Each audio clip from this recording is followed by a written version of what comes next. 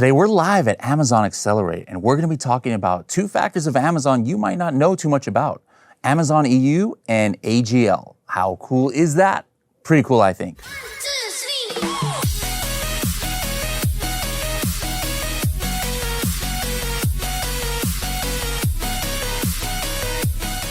Hello, everybody, and welcome to another episode of the Serious Sellers Podcast by Helium 10. I'm your host, Bradley Sutton, and this is the show that's a completely BS-free, unscripted, and unrehearsed, organic conversation about serious strategies for serious sellers of any level in the e-commerce world.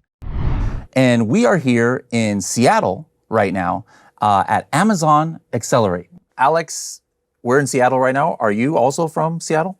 I'm not from Seattle. I live in Nashville in Tennessee. I lived in Seattle for almost 10 years, kind of early in my Amazon career, and I've since moved over to Tennessee where we've got a couple new offices. Where were you born and raised? I was born in Minneapolis. I grew up all over. My family moved a ton. So I was in Minneapolis, St. Paul area until I was about 10. We lived in Ohio. We lived in Kentucky. I went to high school in Texas. So I've seen a lot of the country. Where'd you go to college at? I went to the University of Missouri, so kind of right in the middle of that. Oh no! It's like this is the first time I don't know. I know they have a good football team, but I can't think of the mascot for University of Missouri. What is it? One of the most common ones. They're the Tigers. The Tigers. No wonder. I only know the weird one, like Boilermakers or something like from Purdue and stuff like that. Okay, the Missouri Tigers. All right. And what did you study there? I double majored. So I went there to go to journalism school. So coming out of high school, I was super interested in sports journalism, writing, all those pieces. They got a really good journalism school at Missouri. So that's why I went there originally. As I progressed a little bit through it, it became a little more clear that journalism was declining kind of relative to where it had been. I was also interested in finance, so I kind of picked up the business major in finance, and that's where I started my career.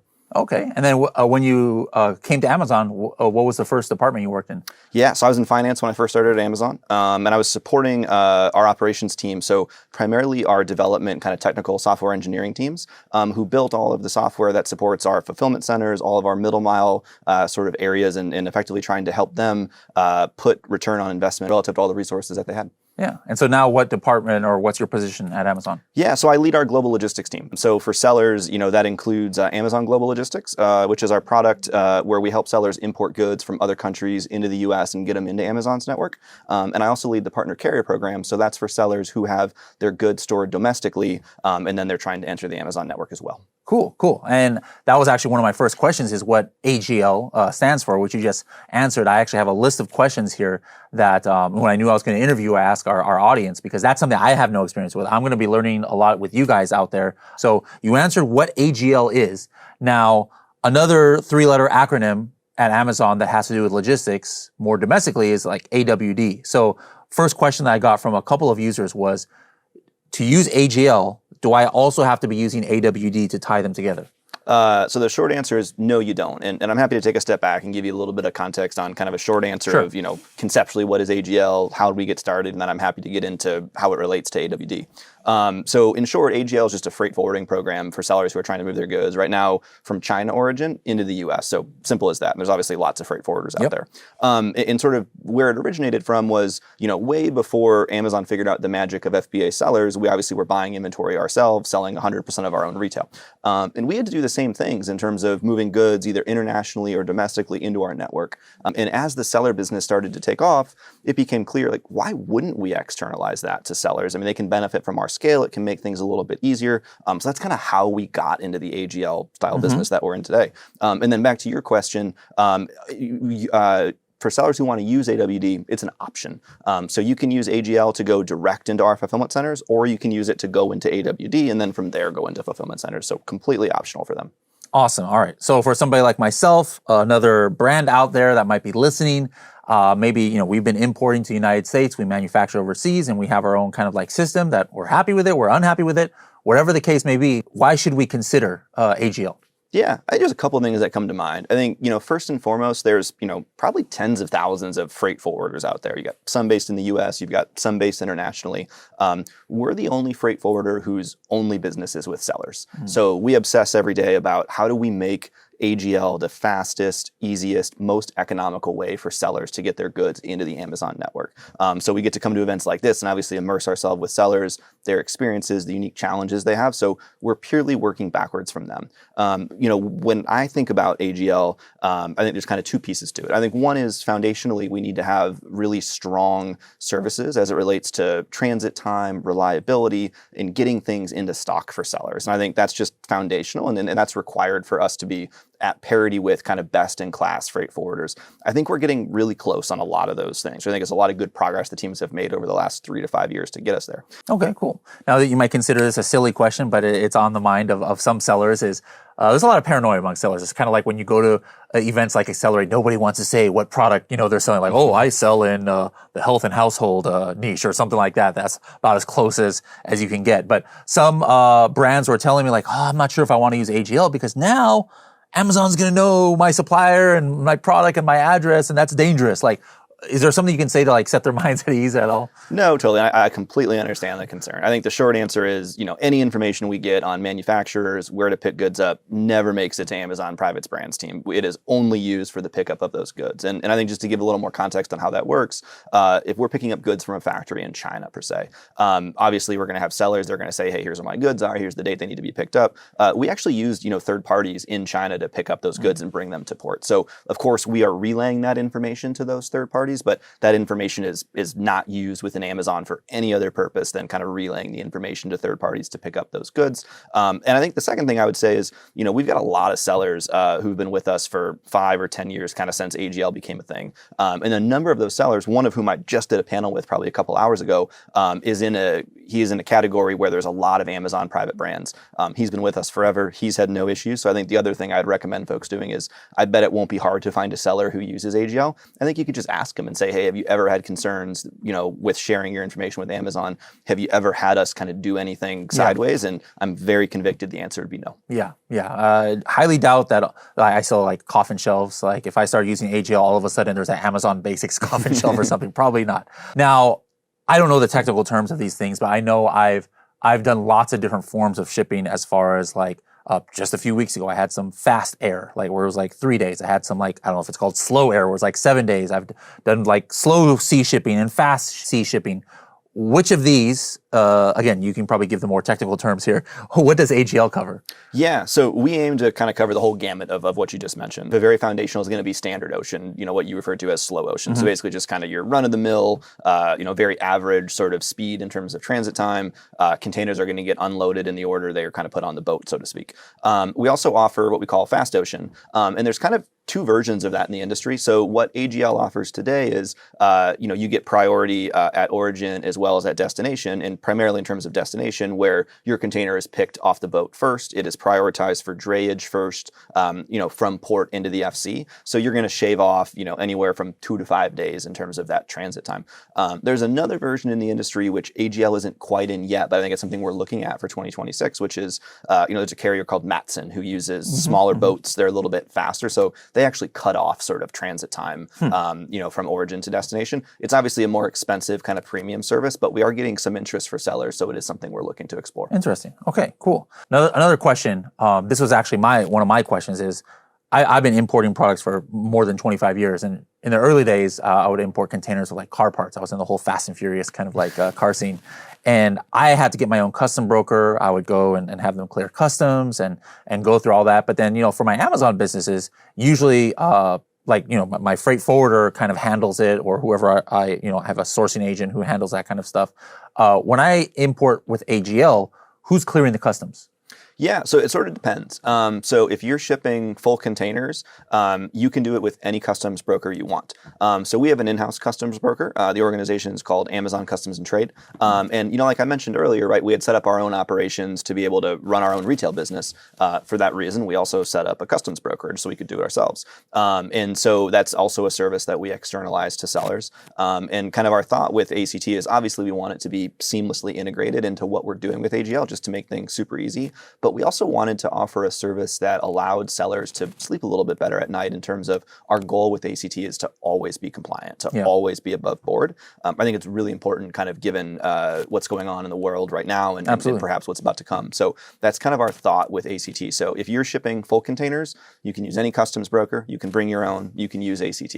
If you're shipping less than container load or LCL with us, we do require you to use ACT because obviously we have to string together kind of multiple customs declarations for multiple customers in the same container. Okay, makes sense. Now you mentioned a little bit earlier that I don't have to send AGL shipments to AWD, but what other options are there? Like, do I have to send it directly to FBA? Can I have it go to my 3PL or even directly to me if I have my own warehouse? No, it's a really good question. So today, right now, it has to go into the Amazon network. One of the things that we're building towards, and I think 2026, 2027, we'll see it as a little bit of what we call externalization of AGL. So how do we become a freight forwarder in the sense of potentially helping off Amazon business? And it could be like you mentioned in terms of there's a seller who wants to use AGL to ship to their own warehouse to a 3PL. We want to be able to support that. We also want to be able to support businesses who might not be doing any other business with Amazon, but just want to leverage our scale. Hopefully, we're able to get some kind of pricing benefits and obviously quality benefits for them. So it's a big source of investment and kind of time for the team right now. Now, something I didn't think about, again, because I don't import as much as maybe some of our sellers in our community, but they were wondering, sometimes there's like backups at certain, I don't know if it's called FCs, DCs, wherever, the shipments, come into for your replenishment. I know when you set up any kind of shipment, whether it's AGL or anything, like you're already assigned or choosing like a certain, a facility to send it to. But let's say there's something going on at that facility, there's a known backup. Like, is AGL able to reroute it to somewhere else? Or no, once you lock in where you're sending that shipment, it's got to go there? Yeah, short answer is yes, we can reroute, but there are some constraints around that right now, and then there's some thoughts we have for the future. So let's say your boat's on the water and that congestion hits and you're seeing those constraints. Yeah. We can reroute within a node. So for example, let's say a boat's heading towards Southern California and it's heading towards a specific building. If there's congestion at that building, we can reroute to another building within the Southern California node while that boat's on the water. It's just a change in kind of drayage from port to which building it's going, and obviously we want to fix everything on the back end. If it's a little bit upstream of that, let's say we've picked up your goods at origin, but the vessel hasn't departed yet, and you see congestion, then we can actually switch between nodes. So if you wanted to go Southern California to Northern California, or even to the East Coast, right, we can just kind of pull those goods, make sure they get on the right vessel, fix everything on the back end. One of the other kind of investment areas I'm very excited about is what I want to be able to do is have that vessel on the water and be able to change nodes live stream. Now, there's a little bit more complexity with that in terms of, well, how will you actually truck it? Will you put it on rail? And that's what the teams are trying to work through. But I think it'd be a great benefit for sellers to be able to have. Interesting. Yeah, I remember last year or a couple of years ago, it was not here for the United States, but EU was had a lot of trouble with the Suez Canal or somewhere it was kind of blocked. But it would be good to reroute, if possible. That's kind of a hard reroute there, but things like that, things like that happen. So I think, while I haven't used AGL, I know a lot of people who have, and almost all of them are importing from China, just because that's kind of like where most, I think, Amazon sellers in the United States at least are manufacturing their products. What if I'm, manufacturing Pakistan, India, Korea? Does AGL work out of those countries as well? Great question. So today, the short answer is we only do China origin right now. That'll change in 2 weeks when we launch Vietnam as an origin. We're super excited for that. And I think a little bit of context to kind of share with you is, the vast majority of sellers have historically manufactured in China. So the team has been very, very focused on that. I would say, 18, 24 months ago, it became clear to us that, expanding to more origins and more destinations is going to become a priority to sellers. And that obviously accelerated earlier this year with a lot of the policy changes that we saw. So we've spent a lot of time in the last 9 to 12 months adjusting our technical architecture as it relates to expanding origins and making sure all the right services are kind of hooked together. And so now it's going to take us a lot less time to launch new origins. So we're expecting to do about 5 new ones next year. So Vietnam is the first one this year. We're also going to do more destinations. So we're going to add Australia, we're going to add Canada. India as an origin is currently on our list for 2026. So it'll be interesting to see where that pans out. But our full intention is to say, hey, now it's easier and faster for us to be able to launch more origins. And we want to capture as much seller volume as we possibly can within our services in terms of being able to service it. So as we see different locations pop up, we're able to kind of launch those locations as well. So that was the second part of my question, I think, unless I misheard it. destinations right now, it's only the United States, or what about, if I'm selling in the EU? I think you mentioned Australia. No, it's a good clarification. So today, China's the origin. Yeah. You can go to US, you can go to UK, you can go to the EU, you can also go to Japan. We launched that earlier this year. So we have, a handful of destinations. We want to add more. That lane from China to Canada is actually pretty thick, and we see a lot of volume on it. Very similarly, we see a lot of volume from China to Australia. So that's why we're prioritizing those two. So we've got more destinations today, but we're going to continue to add to them. Okay, so you've touched on a few of the things in the pipeline that's coming. Bigger picture, long term, like how do you view the AGL program, moving forward? Yeah, and I kind of referenced earlier, right? I think there's that foundation of speed and reliability and just getting things into inventory fast. That's just extremely basic that we need to be really, really good at. And then we need to start differentiating ourselves. When it comes to differentiating, there's probably two investments that we're currently working on, some of which will happen in 2025, some of which will happen in 2026 that I'm super excited about. I think the first one is, when you talk about speed and obviously ocean freight, there's a lot of ways to look at it. You're looking at port to port time. Are you looking at end to end? Are you looking at from port to FC? And we're talking about FC. Are you talking about the truck getting dropped off with the container, or are you talking about the goods actually getting into sellable inventory? Clearly, the more and more sellers I talk to, sellers care about things getting into a prime bin. When is it sellable? When can it go to customers? So one of the ways we're trying to work backwards from that to make sure we're aligning our goals to what sellers are looking for is when you go book through AGL, and this is in 2026, we're going to offer you a time to prime promise. So we'll be able to say, hey, if your cargo's ready on this date, this is the promised date by when it'll be in a prime inventory bin, when it'll be pickable, when it'll be sellable for customers. And I think our integration sort of obviously with Amazon is going to make that a very unique proposition. And I think it's going to make things much more simple for sellers when they log on to Seller Central or Shipper Central. They can see sort of in that portal, where their goods are at in that, full line from origin into prime pickable. Understand, hey, is it on time? Is there any kind of delay? Where are we at relative to that promise? Because that's the most common question we get asked is like, hey man, like I don't really care where it's at. Yeah. When's it going to be sellable? And I think that's totally right. And we need to be working backwards from the same thing. And I think one of the challenges, with Amazon, it's a really large company, is you're talking about multiple different, large organizations within the company who own pieces of that supply chain. But we shouldn't show those seams to customers. Like they shouldn't care. They shouldn't have to know. We should just tell them when it's going to be sellable. Yeah. So that's the first one I'm super excited about. The second one is, I'll get into placement options a little bit. So when you ship with AGL, you can choose, where do you want to send goods? And what I mean by that is we launched something in 2024 called Amazon Managed Placement. And so what that means is sellers can combine a bunch of goods into one container, and they can send them to one of our national IXDs. And those national IXDs are domestically in the United States. And then we as AGL will be responsible for deconsolidating that container and distributing out amongst the regional IXDs. And it's a big simplifier for, particularly small and medium sellers, but we've seen a lot of large sellers use it as well. And it just allows sellers to kind of consolidate everything into one container, not have to deal with LCL, and then let us handle kind of the complexity of deconsolidating and spreading. So we had good uptick on that kind of product this year, and we've gotten some good feedback from sellers. But from larger sellers in particular, they're like, hey, you send it to a national IXD, I got to count on a few days for you guys to unload it, to process it, and to redistribute it. It's totally right. There's also a fee associated with the service, and larger sellers are like, hey, I don't really want to wait for the time. I don't really want to pay the fee, which is understandable. So a couple months ago, we launched something called Seller Managed Placement, which is a nice kind of complement to Amazon Managed Placement. And what Seller Managed Placement, or SMP, is if you want to skip that national step, you can use AGL to send directly downstream to regional IXDs. You can do it with full containers. You can do it with less than container load as well. And really what that is just an express shipment through AGL downstream to the regional IXDs. And you're skipping that national IXD step. So you're saving the time on the processing, and you're saving the money in terms of the fee that gets charged for Amazon Managed Placement. So really like how those two are kind of complementary to each other. Okay. And then, I think to round out that portfolio, something that's coming in Q1 or Q2, we call origin splits. And it's sort of a combination of the two. And so what this allows sellers to do is they can ship us any amount of goods, call it a container, for example, to AWD at origin. It doesn't have to be stored. We're just processing it at the AWD location.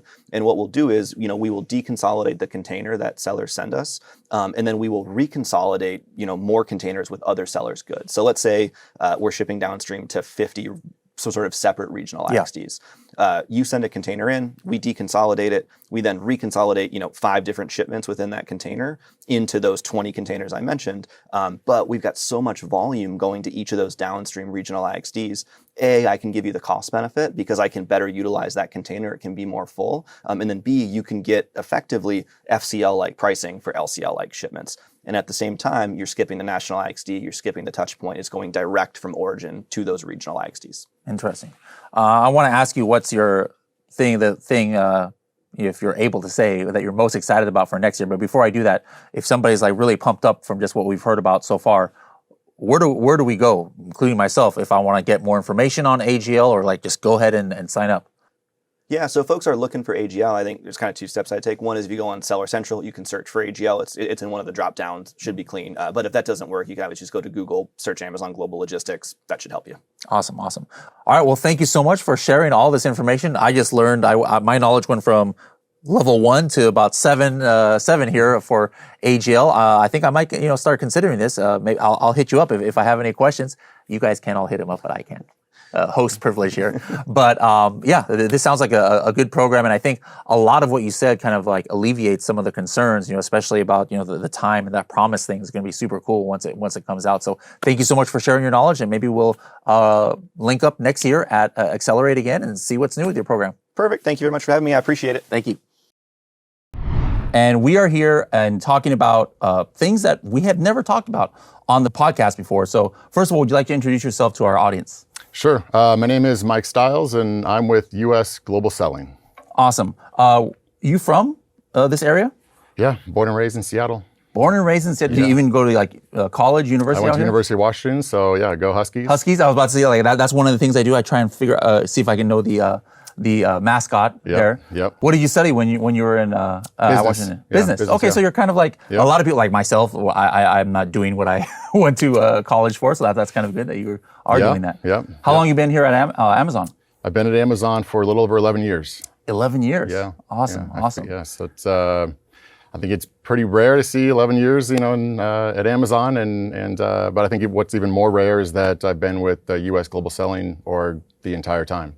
Excellent. So what's your journey been like in that department?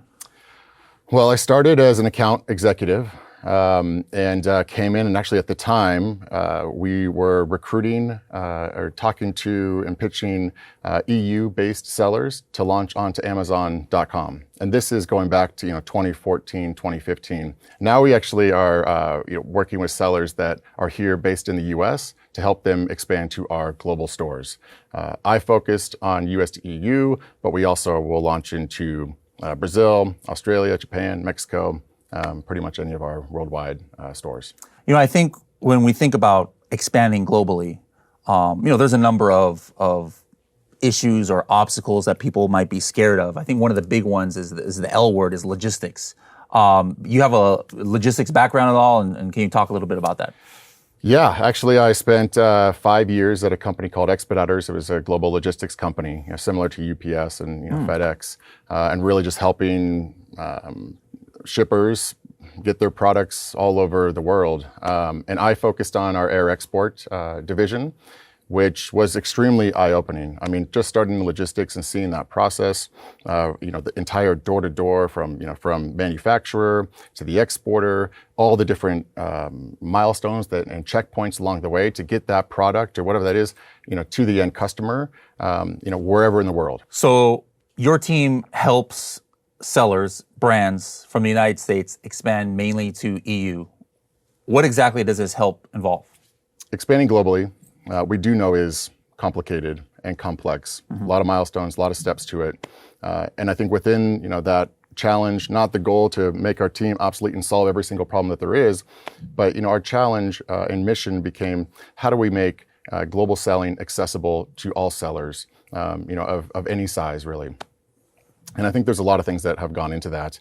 And one, I think that Amazon, and we've done really well, is creating a consistent experience for selling globally.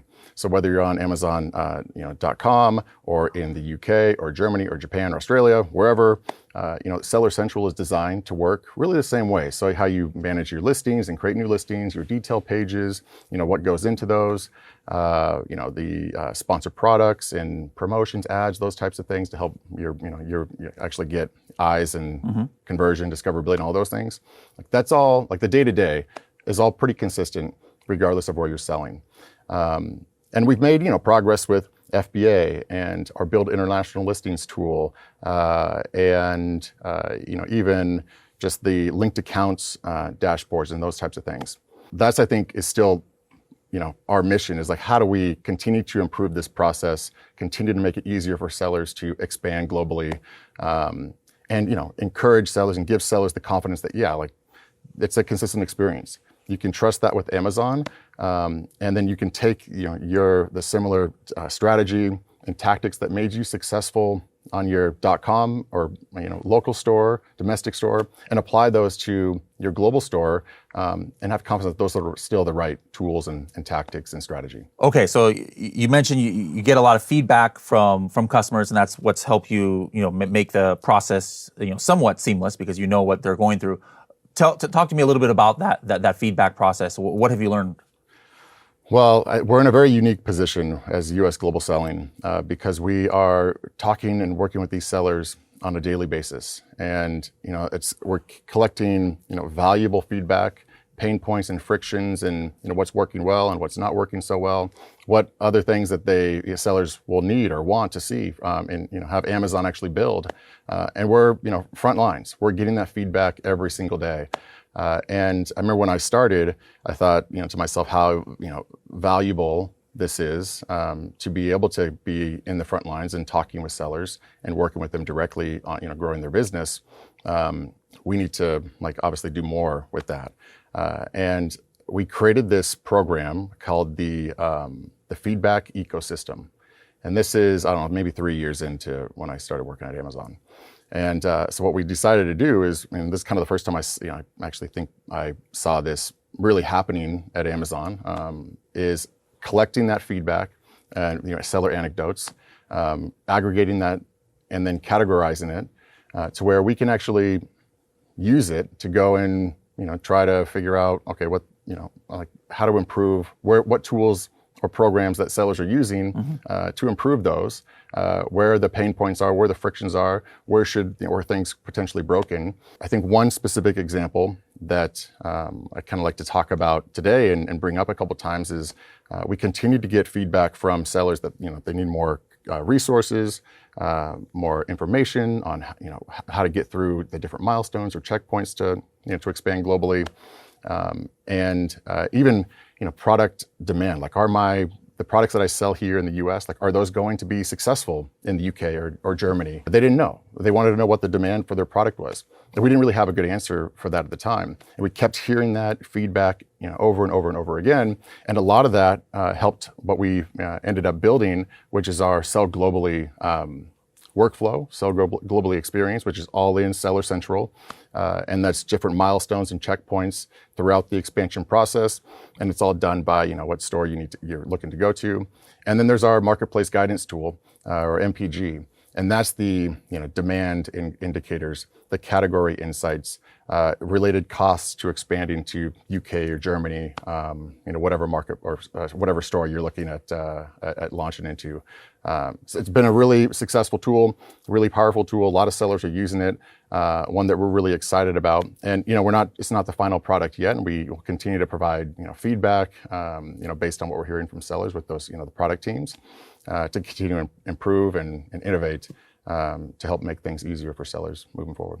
So which of those two tools should someone go to first? If, hey, I'm only selling in the United States right now, let me go to the Amazon Seller Central search bar. Should I look for Sell Globally, or what's the other one you just mentioned? Marketplace guidance? Yeah. Yeah, so the marketplace guidance tool is actually within the Sell Globally workflow. So I should just search Sell Globally, and then go right in there. Yep. Okay. And then you can get all of your demand indicators and insights on the category insights, and you can see there's even unit forecasts and revenue forecasts as well, and all by specific to the marketplace that is essentially that your target store. So this is important because I think during lockdown and different things, a lot of people were affected, and some people's supply chains in the United States got kind of locked down, and their some revenue went to zero if I'm only selling on one platform. But those who are global, who had already expanded global, they weren't as affected, and especially nowadays. In this 2025, 2026, I think it's so important to diversify where your products are being sold. You don't have to make a specific product for each different country. You can just sell the same one. Like sometimes, of course, if you have supplements, maybe you have to make a different label or something like that, but you can use the same ASIN.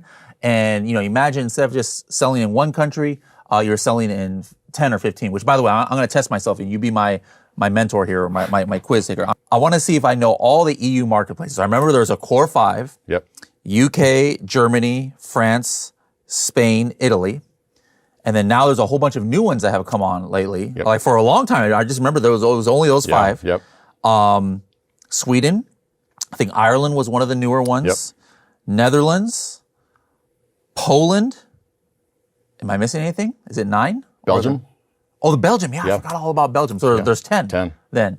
And is that, so your team is helping with those. Are there any other ones in the, I guess that's called the EU token or whatever, that are loosely related to EU, not necessarily EU, like the Turkey one or others? Yeah, there's Turkey. And then obviously with our global selling, there's, the marketplaces all around the world as well. And one of the benefits of, launching in those other, EU stores is that it's not just the, customers or consumers within those countries that are able to access those products. You actually get access from consumers across 30 EU countries that can go to those EU stores and purchase product, and still all fulfilled through FBA. All right. So I gave some reason about why our audience should definitely expand globally. Can you expand, pun intended, on that a little bit? What are some other reasons to motivate this audience to say, hey guys, it's time to expand? Well, I think talking to sellers directly, sellers, you can do this. Sellers are doing this every single day. Brands are taking their products and their brand global every single day. I've worked with some of the largest sellers on Amazon, some small sellers as well. Sellers that where the contact I was working with was just a part-time job for them at the time, and they kind of hit that lightning in a bottle product and brand, and it just blew up from there. And then they found their success here, on Amazon.com. We helped them expand into the UK, and then from the UK they kind of expanded out from there.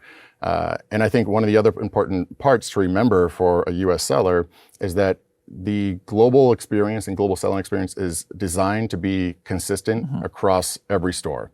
At least with how to run the day-to-day and all that. So, advertising, there's an image, there's a title, there's 5 bullet points, there's a description, there's A+ content. Exactly. All across the board. So you can have confidence in taking the strategy and everything that you've applied here and made your brand successful on your Amazon.com, and use those as a really great starting point to set yourself up for success in your global store. I think in my quiz I got 10 countries, or 9. You gave me the 10th there. So there's obviously more than 10 countries in Europe. There's 10 Amazon stores in Europe. So I just went to the $1 Billion Seller Summit. It was in Estonia, I believe. And then on my way there, I took a night. I'd never been to Finland before. So I'm there in Finland. I'm like, oh man, I need a new cable. Am I able to order, even though there's no Amazon Finland? Am I still able to order and get that cable? Yeah, and so if you're in now, it's over 30 countries. Wow. Where if you just go to the Amazon store, and it'll take you to the best store, kind of the best option for you to from wherever you're sitting. For as long as that product is within our FBA and fulfillment centers, you can purchase that product, and Amazon will still deliver that. So another kind of benefit to going into the EU is, it's not just those 10 stores that have access to those products. It's consumers across 30 different countries in the EU. And then so it's exported from FBA, but then maybe delivered by local carriers or something like that. Okay, that's interesting. So I'm selling in US. We've got them sold to go to EU. What's the path? Do I need to go all 10 of these stores at once, or do I just pick that core 5, or can I do it one by one? What's your suggested path? Yeah, majority of the sellers that we work with, they will just start with the UK at first. It's English to English, so that makes at least the language barrier a little bit easier. And then as they're getting more comfortable with their sales in the UK and obviously the tools and the fulfillment and logistics of getting product over to our FCs, they'll start to expand out from there into Germany, which would be the second largest, and then and so on until they get into EU5. All right. Now just remember, he said English to English, but they have funny English over there. I hope I don't offend anybody of my English listeners, but there's funny words like nappy. I think of nappy like I think of my hair sometimes when I don't get a haircut. Over there, that means diaper and stuff like that. So that's where, shameless plug, that's where Helium 10 tools, come in, where we can see, hey, what are the ways that people search? Because I 100% agree, you should start with UK because for you English speakers, but don't just assume that they speak the same English as we here in the States. But then nowadays, we talked a little bit about AI. We have AI listing builders and things like that. For I don't speak German. I know what the German keywords are, but hey, how do I craft a well-crafted German translated listing? Well, that's where Helium 10 can come in and help as well. Now, speaking of language differences, we talked about logistics differences. What are some other differences about selling in EU compared to selling here in the United States? There's definitely differences between selling in the US and the EU. We'll cover a couple of the house rules in the EU. So first, there's regulations and compliance. Europe has VAT, or value-added tax. So that's similar to a tax ID if you're here in the US, but works a little bit differently. The other important one to talk about, and briefly, is product compliance. Just like how you're purchasing product here in the US, you want to make sure that that product, you want it to be safe. You want it to be within the rules and regulations and everything that kind of the US is looking to ensure whatever product is being purchased is safe for their consumers. Same thing in the EU. And Amazon is going to hold sellers accountable to make sure that they hold that bar in terms of compliance. And so I guess these are complex and can be complicated topics. Fortunately, we have our solution provider network program that is all vetted providers that we've worked with. That we've added to this program. Sellers can go in and search for whatever the topic is that they're interested in learning about. I mean, language could be part of that, or translations, which they'll need obviously in Europe as well. But yeah, tax, logistics, product compliance, and so those providers are there who are the experts, and will work with sellers directly to ensure compliance and selling properly and globally. And this is not something, guys, that you're like, all right, let me go ahead and set my inventory and then think about these things. You need to do it in the beginning. And one of those companies in the partner store that we, at Helium 10 work a lot with is Avask. Avask has offices around the world, and they really specialize in knowing, hey, what are the local laws and regulations, and how do you set up, they'll help you set up VAT. Actually, for those who are Helium 10 members, you have full access to a full course that we did with Avask. Inside of your Freedom Ticket program. It's called Expansion Ticket. We talk a lot more detail about some of these topics that Mike just mentioned here. I think you've mentioned FBA. Something that is unique to EU, just due to the structure of the continent, I guess you could say, is, or I guess it's kind of similar. Like we have remote fulfillment here in the United States, where I can have product in Amazon, USA, FBA, and then it can send to Canada and Brazil. But it's a little bit different, and it's something called PanEU. I've never used it before, but can you talk a little bit about PanEU? Sure. Yeah. So with FBA, it does work somewhat similarly to the US. Once your product is in our FCs, that's one of the requirements about selling in Europe is that you have to get your product, have your inventory in the UK or in Germany or fulfillment centers to use FBA. So just like you mentioned remote fulfillment, that also exists in Europe as well. And so let's say you have your product stored in the UK. So it's in our fulfillment centers there. You're selling on Amazon.co.uk and you want to expand into Germany. You can still use FBA to sell into Germany through remote fulfillment. So once you launch your Germany store, you can actually, as long as that product is in our UKFCs, as soon as there's an order from a customer in Germany, we'll pull that product from the UK inventory and then ship it to that customer in Germany. And same with Italy or France. And one thing to think about is that, there's going to be longer lead times to delivery, obviously just because of the distance. But it's still, that listing in Germany still has that FBA, prime tag, which, I think is, at least for me shopping on Amazon, that's kind of where I always start, is I click prime first and go from there. Now, PanEU.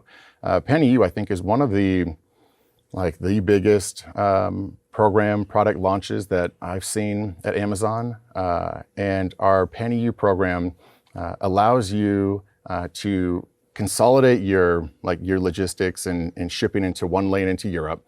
Now, we've actually separated the UK and EU with PanEU, just post-Brexit, essentially. One of the requirements for having your product stored in a specific country is having a VAT for that country. So you have a VAT in Germany, you ship your product and storing it in Germany, and as soon as you get a second VAT number, let's say for Italy, then all of a sudden you can unlock PanEU in both Germany and Italy, since you have VATs in both now.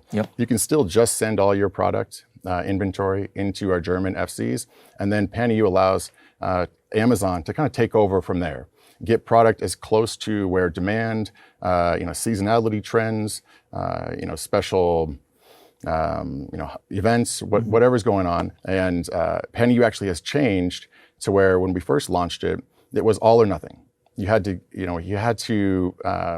register for 7 VAT numbers, which is, takes a lot of time, a lot of admin effort to get all that done.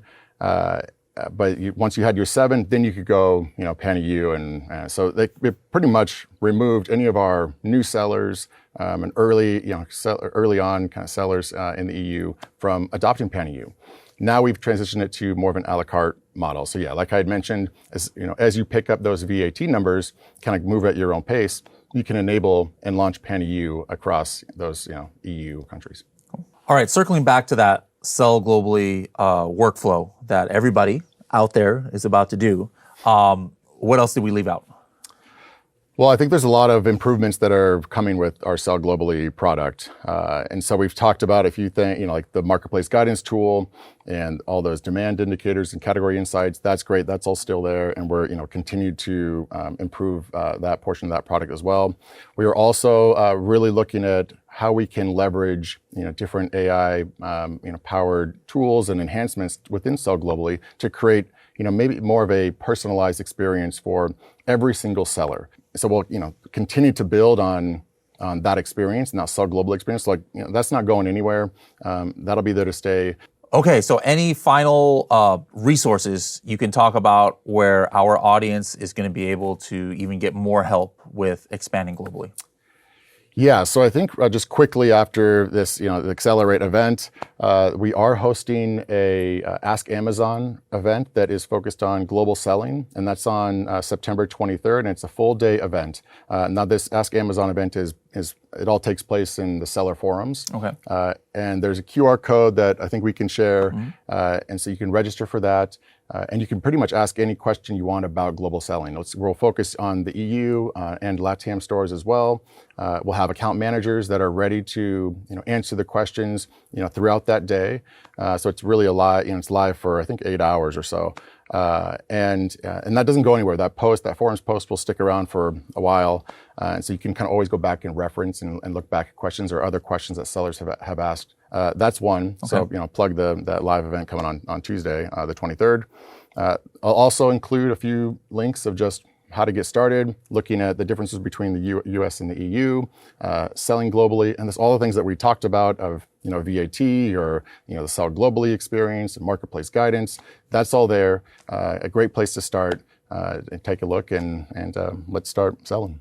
Awesome. So for any of you who are just listening to this in your car, once you get to your house, just check the description below, or if you're watching this on YouTube, the links will be right in the description below. And even if you're listening to this after the 23rd, that what he's talking about still should be there. You'll be able to go to the Amazon seller forums and be able to access it. So thank you so much for this. I've been delaying this for years, my expansion on my own store. So now I'm like, okay, I'm being put on blast here. I'm interviewing somebody, telling everybody what to do. I haven't even done it myself. So I'm telling you guys right now, by the end of this year, I will be in Europe with my coffin shelf or any of my other products that are going to be appropriate. I'm going to use the Sell Global tool and Helium 10 as well to make sure that there's demand for my products. But if you see me next year and you see that I am not in Europe, you can give me a slap on the face or something because I'm committing right now with him as a witness here that I am going to expand globally. So thank you so much for thank you. taking the time and helping our audience. And maybe next year, let's talk about what's new with your team. Love it. Thank you for having me.